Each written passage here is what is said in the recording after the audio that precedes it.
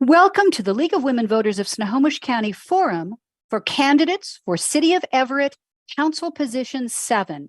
I'm Karen Crowley, incoming president of the League. This forum is being live streamed to our League YouTube channel. So to those of you in the virtual space, thank you for joining us. We refer to these primary forums as virtual doorbelling. We ask a very short series of questions, the kind of questions you might ask if a candidate came to your door. Our questions are designed to give you a clear idea of each candidate's experience and the issues they believe are important to address. A recording of this forum will be available on the same YouTube channel for later viewing. Now, let me provide some background on the position. Council members manage basic public services: sewer, water, fire, police, roads, parks. They establish and enforce local laws affecting individuals and businesses, including local taxes. They control how land can be used. They provide direction to the mayor or the city manager. They manage relationships with other governments, nonprofits, and businesses for the benefit of city residents. The candidates for City of Everett Council Position 7 are Judith Martinez, Bryce Nickel, and Judy Tuohy. The League thanks all these candidates for running for office, for their willingness to serve the community if elected, and for their participation in this forum. It's the policy of the League to be nonpartisan. Therefore, we neither endorse nor oppose candidates or parties. We do take positions on issues which we've studied and on which we have reached consensus. The rules for participation were sent ahead of time to all candidates, and they've agreed to engage in respectful communication throughout the forum. I'll pose the questions. I'll clearly state the amount of time allowed for each answer. We're using a countdown timer that's visible to all candidates, and time limits on answers will be strictly enforced.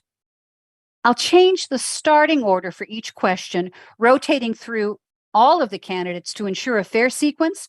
The order for the first question will be Judy Tuohy, then Judith Martinez, then Bryce Nickel. So let's begin. Candidates will have 2 minutes to respond to this first question. The question is, what are the major issues that you feel need to be addressed by this office? And please explain why you're focusing on these issues. We start with Ms. Tuohy. Well, thank you. Top of everyone's mind today are the challenges we're seeing on our streets. Addressing our unsheltered population and substance abuse must be our top priority. And we will only get ahead of the unsheltered population and substance abuse if we have a comprehensive approach that combines state and regional partnerships and with a focus on compassion, dignity, and individualized support for those. Those are all key in making a lasting impact. We also need to invest in the homelessness prevention programs that offer rental assistance, eviction protection, and supportive services to individuals and families at risk of losing their homes. We must not let that happen. Second, we need to ensure public safety in our neighborhoods. It's very critical for the well-being of everyone. I hear many in our city do not feel safe in their neighborhoods, parks, and streets. As chair of the Safe Community Committee, I work to provide support to our first responders, but also work on smaller safety details for our city: intersections, street crossings, speed limits, noise levels, parks, and grocery store safeties. Each neighborhood is unique, and it is important to listen to their concerns and involve them in finding solutions. Strong collaboration between our neighborhoods and the city is key to creating safe neighborhoods. And thirdly, we have to really plan for our future. We need to develop a 20-year strategic plan for our future as we look at increases in population of 50% in the next 20 years, housing affordability at all levels, and job training opportunities, and what that will require of our basic services and how we will need to expand those to provide for all. Thank you. Thank you. Ms. Martinez, same question for you.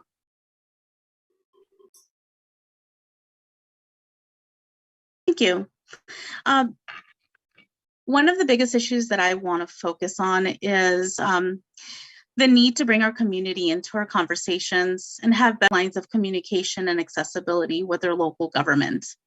I grew up in an immigrant community with parents who didn't speak any English and would oftentimes wonder what's going on in their city.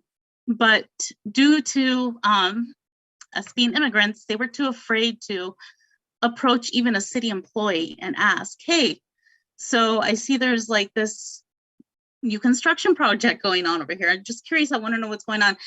Not even that simple question did my parents feel comfortable asking. I am a public employee, so I work with a lot of our residents here in Everett, and I've heard that same story repeated again and again, saying that they just don't feel comfortable asking, they don't feel comfortable addressing their concern, and they feel like they don't have a voice.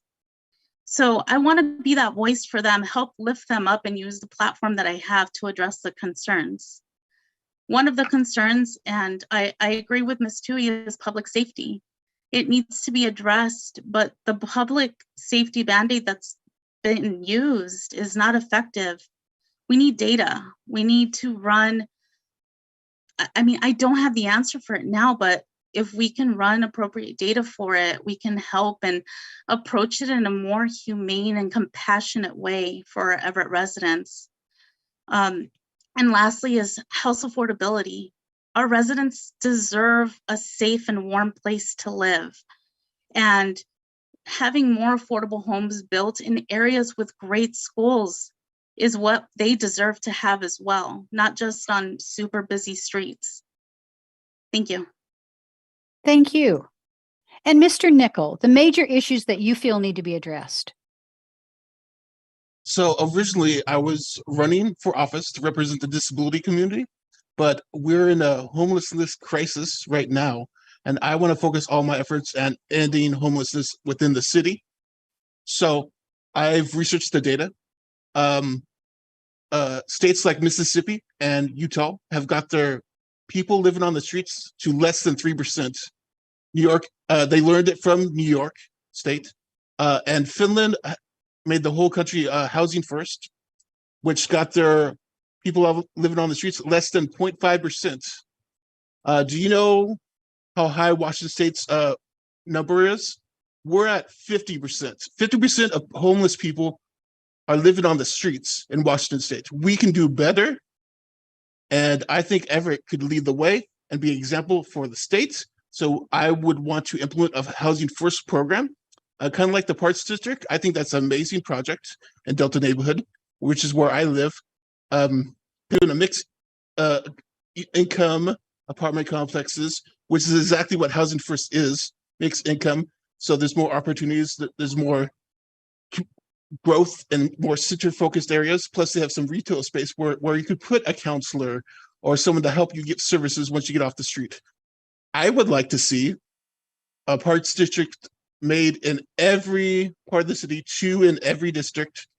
I would pump that up by using extra resources by pausing non-essential projects unless we get a lot of money from the state or federal grants, because some of that money can only be used for specific things. So I would pause non-essential projects. I'd focus 100% on homelessness because the people living on the streets are part of our community. They are citizens of our city, and we need to get them off the streets. And I would go to Olympia and Washington, D.C. to fight for more grants and services. Thank you. Thank you very much. Now, candidates, you'll have 90 seconds for the next 2 questions. So timer, please adjust the clock. And this question will go first to Ms. Martinez. The question is this: what qualifications and experience make you a good choice to address the issues that you've just raised? 90 seconds, and we will start with Ms. Martinez. Thank you. It's a little funny one, but over 20 years of customer service. I've worked with the public, addressed their concerns, built trusting relationships with a lot of members in our community just by working customer service. I am a PUD employee for Snohomish County PUD, and one of my positions there was a customer service, a bilingual customer service representative. And I had so many different types of customers that would come in and I would help them fill out discount applications. We would build those trusting relationships where they would tell me what they needed, and I would help them find the resources, whether it was through an agency or 211, or even just a simple Google for them. It's like, hey, well, we can figure this out together. So it's that, and I've also volunteered at the Boys and Girls Club, and I've coached a lot of children, and it's building those relationships with the parents as well, where they know that I'm a good leader and I'm someone that they can trust, and I'm someone that will have their best interest for them. Thank you. Thank you. Mr. Nickel, same question for you, please. Well, I am a post-grad, 4.0 GPA. I like to brag about that because I have a learning disability, and it took a lot of struggle to get it. On top of that, I am the lead committee member for the Snohomish County Coordinated Entry Advisory Committee, which helps deal with homelessness within the county. I am a board member for the Homes and Hope Community Land Trust, which helps give low-income families get homes by helping pay for the land, making it affordable so that they could go straight into owning a home. I'm also a board member of the Autism Society of Washington State. We help connect the autism community together in Washington State, as well as I plan to be the founder for the Snohomish County chapter. I've been a diversity, equity, and inclusion consultant for 20 years on top of my college degree. I was also in college. I was president of ABLE. I was on the committee for disabilities that met with the president of diversity. I was on the grad council, which for my college, which is IT and administrative management. I was also like a dorm leader, dorm president on the justice committees. So like at my college, I was on 2 justice committees and 1 at my trade school. Thank you for that. Thank you. Thank you very much. And Ms. Tuohy, qualifications and experience, please. Yes, well, a leader should have a solid understanding of the complex factors contributing to the issue, whether it's substance abuse, homelessness, strategic financial planning, economic growth, or public safety. Experience and knowledge help in developing these strategies and policies, and I believe regional partnerships are essential for tackling our most challenging issues.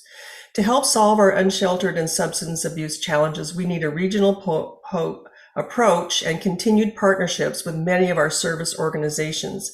I've spent 28 years in the nonprofit sector and 9 years on council, building relationships and partnerships with many regional and state level partners. We cannot solve this alone.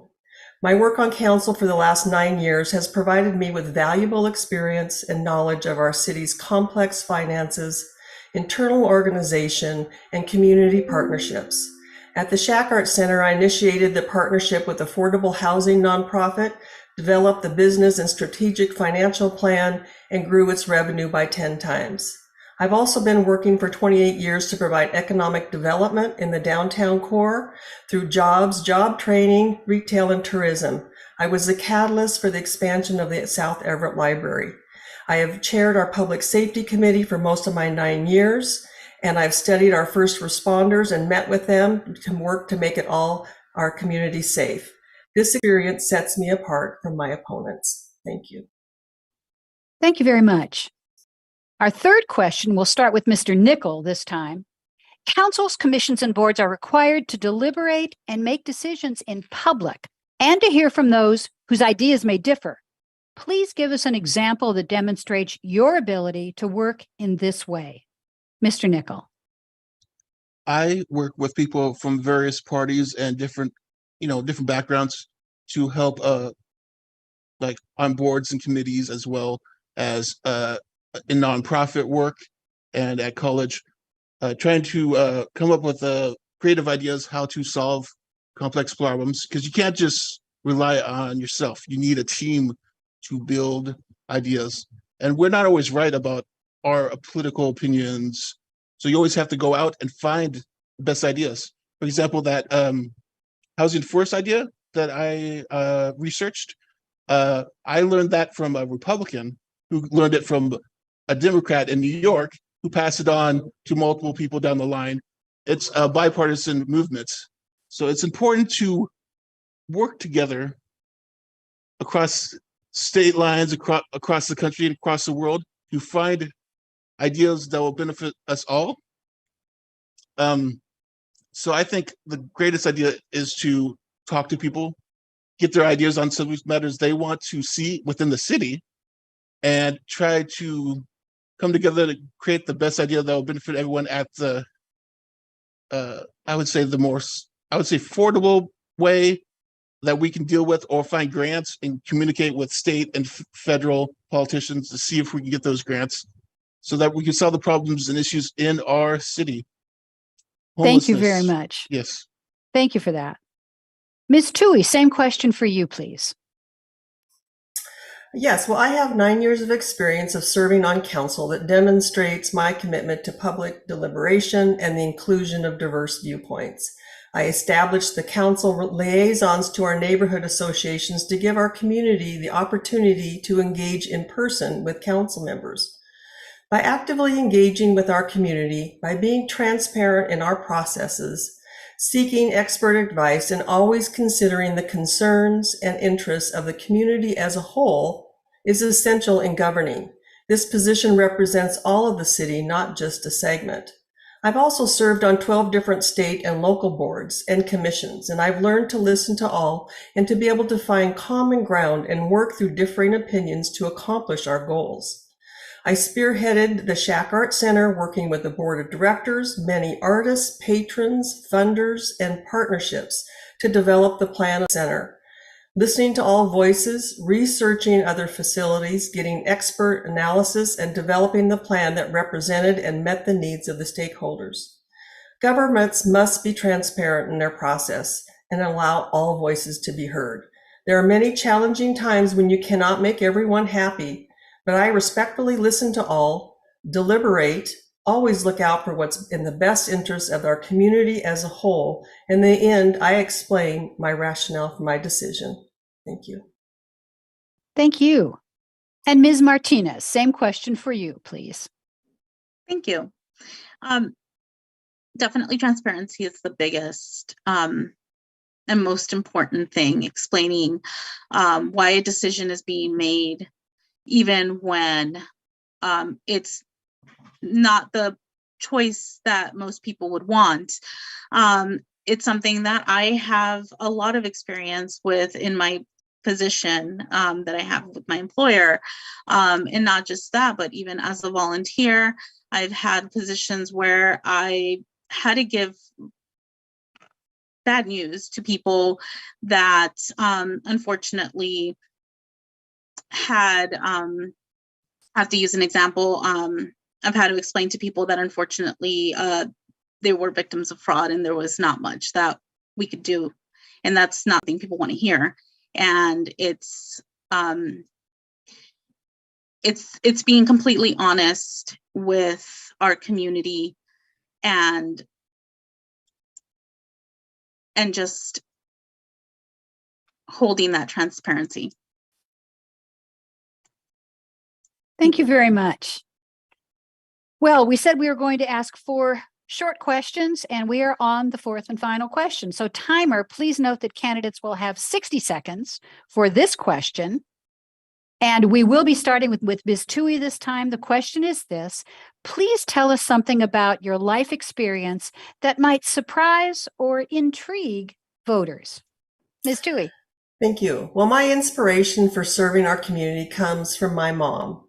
She came from a very modest means and worked hard to be a community leader and gain the respect of our community. While I'm very proud of her amazing leadership and accomplishments for Everett, my fondest memory of her is back in 1982. She was named the first female to be elected to our Everett City Chamber of Commerce as president in its 100-year history. And the first thing that she did was to remove all the sexist language that was embedded in the bylaws.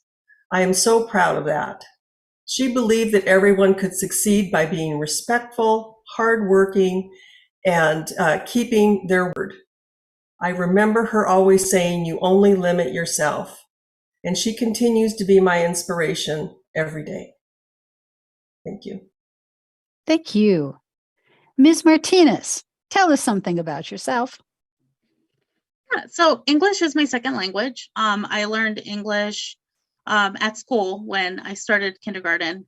Neither of my parents till this day speak any English at all. And so I was learning English while coming home to a household that only spoke Spanish. And that is the story that just about every immigrant child will have. However, when I got older, around 9 years old or so, I asked my parents to teach me how to read and write in Spanish because I wanted to read more books and read in Spanish. My mom is an orphan, so she didn't really have much of an education. And my dad grew up in a really poor town, and he had a third grade education, so they couldn't teach me. And I taught myself how to read and write in Spanish. A lot of persistence, but I got there. Thank you very much. Yeah. And Mr. Nickel, last word for you, surprise or intrigue us? So if you truly want diversity, elect a person with 20 years of lived experience as a homeless person who just got on Section 8. I'm also a representative of the disabled community. I'm autistic, which means, if you don't know, it's kind of like the difference between human and a Vulcan, if you watch Star Trek. We're more honest and straightforward. We have a high sense of justice, and we will get the job done. We make great candidates for office because of our differences, our neurological differences. I got my bachelor's degree living out of my car. I lived near the campus in my car, went to the gym, took a shower, and worked my butt off to get a degree. And now I'm up to a 4.0, working on my master's degree. I plan to get a PhD in the future. We need more highly educated, hardworking, diverse candidates for office. And I plan to run for House of Representatives next year. And this year I run for City Council. Thank you. Thank you very much. The League really appreciates these candidates for joining us and for running for office. A reminder that a recording of this forum and others will be available on the League of Women Voters of Snohomish County website and YouTube channel, and you can find the links at lwvsnoho.org. We encourage you to explore additional information about these and about all candidates. The Snohomish County Voters Pamphlet will be mailed to residences starting July 12th. Primary ballots will be mailed starting July 13th, and Election Day is August 1st. Please be a voter. Thank you to our League Candidate Forum team, and special thanks to Dave Moon and the Sultan School students at TurkPride.tv who made this live stream possible. And of course, thank you all for joining us. This concludes our Candidate Forum.